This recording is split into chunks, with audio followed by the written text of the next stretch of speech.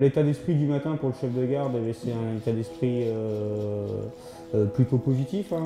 Tous les chefs de garde ont envie d'animer une garde. On est quand même animé par un métier qui est notre passion.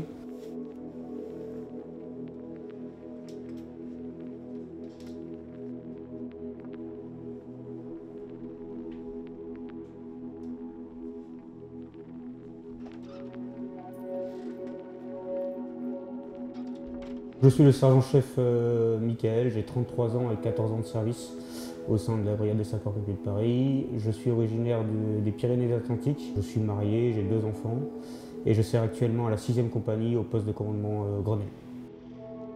La première chose que je fais quand je descends de chez moi, je descends un petit peu plus tôt et je fais ma vérification du matériel. Je prépare ma tenue pour être prêt à intervenir rapidement, quoi. Donc je prépare ma tenue et je fais ma vérification du matériel.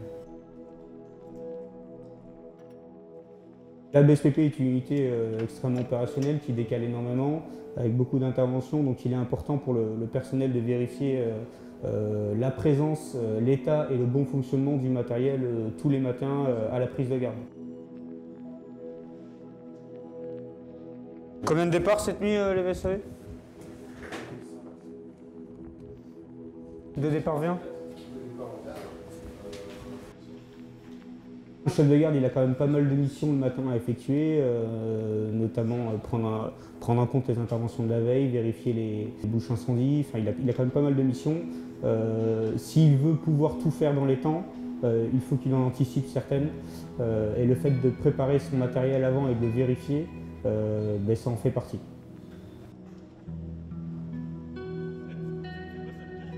Bonne journée. Il y a un son. Tiens.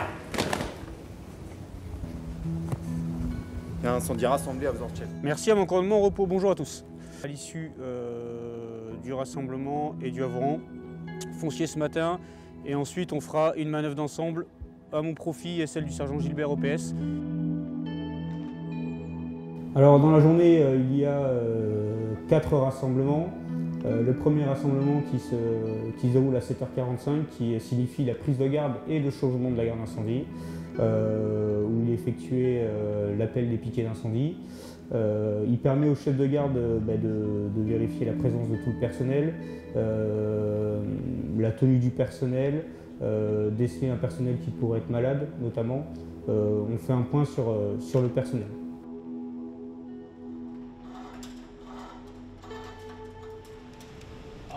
Enfants de la patrie, le jour de gloire est arrivé.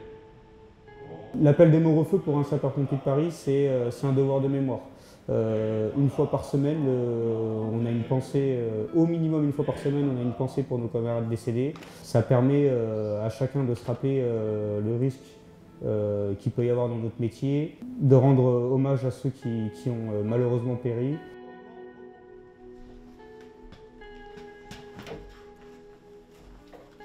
Moi je pense que l'épreuve de la planche, elle a effectivement 2 objectifs. Elle a l'objectif de vérifier la condition physique de nos personnels et avec l'objectif commun de pouvoir la monter sur les poignets pour tout le monde. Donc ça reste une épreuve physique et elle a également un côté mythique parce qu'on sait que tous nos anciens sont passés, ont monté la planche à un moment donné.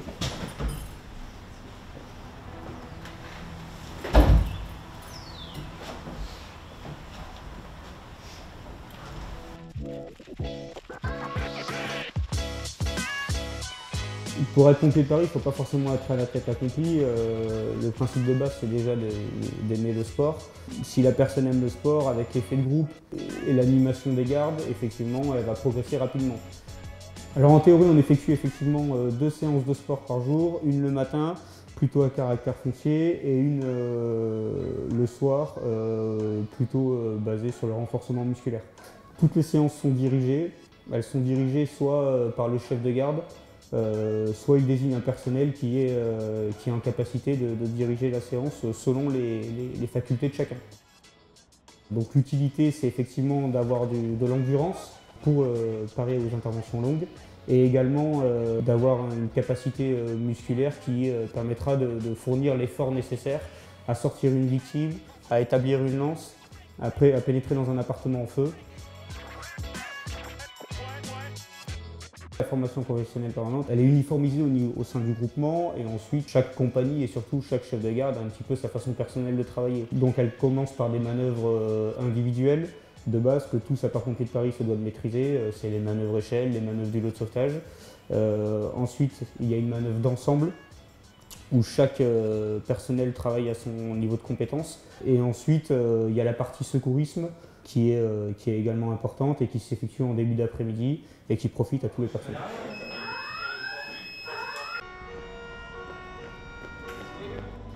Quand la sonnerie du départ normal retentit, pour le chef de garde, c'est important parce que c'est lui qui va engager ses hommes sur cette intervention. Selon les renseignements qui sont indiqués sur l'ordre de départ, notamment les étages, il essaye déjà de penser à ce qu'il va pouvoir faire, les ordres qu'il va pouvoir donner. Il s'avère souvent qu'arriver sur les lieux, ce sont des interventions minimes, mais il y a quand même la part d'intervention importante et ça, il doit le prendre en compte et ça se passe dès le poste de veille opérationnel. Oui, l'accident se situe périphérique extérieur, juste avant l'entrée qui est d'ici.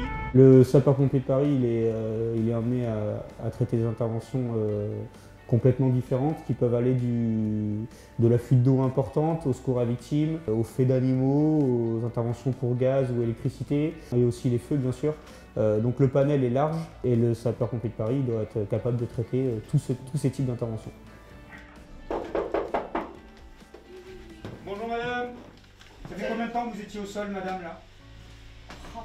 Mon collègue a déjà dû vous demander, mais... Si vous saviez, Vous êtes suivi où, madame, actuellement? docteur Bonnet, D'accord, médecin... j'ai essayé d'avoir pour pouvoir être arrêté. T'as entendu, oui, les tensions? Juste la tension. Ouais. La devise sauver opérer, elle est ancrée chez nous. Effectivement, c'est quelque chose de très important. Maintenant, on essaye de plus sauver que de périr, forcément, et on met tout en œuvre pour ne pas périr. Donc les décisions qui peuvent être prises par les chefs, mais à tous les échelons, ont énormément d'importance. Maintenant, il y a des situations qui sont critiques et dramatiques, qui nécessitent qu'on mette nos vies en péril, mais tout ça doit être fait de façon à ce que le terme de périr n'arrive pas, quoi. Un sapeur-pompier de Paris, lorsque la formation est terminée et qu'il n'est pas sur intervention, il est forcément affecté à un service intérieur. Et on essaye d'être autonome au sein d'une compagnie incendie. Donc on a un service casernement, on a un service ordinaire, un service remise qui est chargé de vérifier le matériel et les engins de notre remise. Alors moi maintenant je suis adjoint de l'adjudant d'unité et je suis également responsable du service casernement. Adjoint de l'adjudant d'unité pour tout ce qui est de la gestion du planning et du personnel du PC de compagnie et du casernement pour tout ce qui est pour toute la prise en compte des travaux et des réparations à faire au sein du site. La gestion des tâches dans le service intérieur, elle s'effectue dès qu'on le peut. Donc effectivement ça peut être la journée si on a le temps. Donc il n'est pas rare que le sous-officier revienne travailler le soir après manger pour faire avancer son service intérieur. On essaye de tenir pour le groupe rapide toutes les 40 secondes. On essaye. Et pour le groupe un peu plus lent, au départ.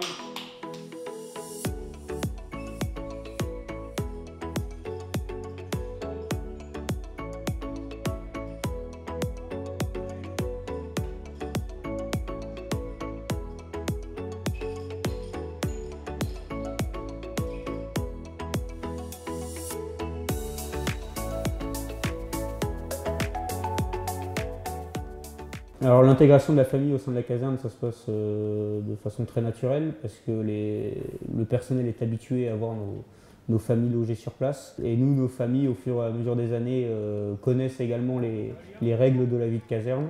Nous, notre famille est installée sur Paris. De par notre fonction et notre grade, on a accédé à un logement qui permet de vivre confortablement sur Paris.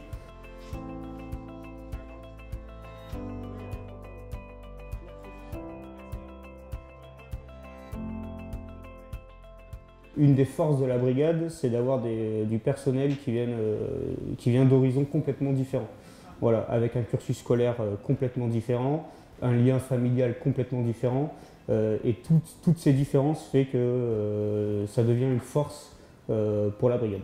La relation qu'on peut avoir avec le personnel de la BSPP selon les grades et les échelons se base sur plusieurs critères, notamment la confiance qu'on peut avoir en eux, le respect qu'on peut avoir envers nos chefs et nos subalternes, mais également un lien d'amitié d'amitié qui se crée entre nous, notamment par les interventions marquantes qu'on peut effectuer ensemble, puis le quotidien familial qui nous les liens entre nos épouses, entre nos enfants et qui renforce l'esprit de famille qui doit animer le sapeur-pompier de Paris.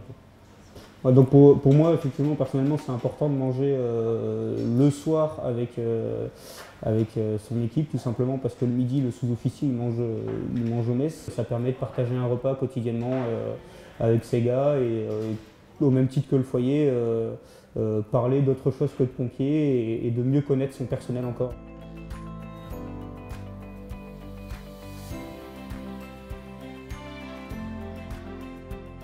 Comme tout le monde, je suis rentré sapeur à la brigade et j'ai commencé mon avancement assez rapidement, au bout d'1 an de service, pour devenir caporal et puis au fur et à mesure caporal-chef. Et puis voilà, on est porté par l'avancement à la brigade, on est sur des listes, on est volontaire. Ça demande beaucoup de travail personnel, mais c'est possible et c'est accessible à tout le monde. Alors la suite de ma carrière, personnellement, ça serait effectivement de commander dans quelques années un centre de secours, toujours avec cette fonction de chef de garde, parce que le chef de centre a toujours la fonction de chef de garde, mais en plus il a la responsabilité entière des hommes qu'il pourrait commander. Donc effectivement, la suite pour moi, ça serait éventuellement de commander un centre de secours.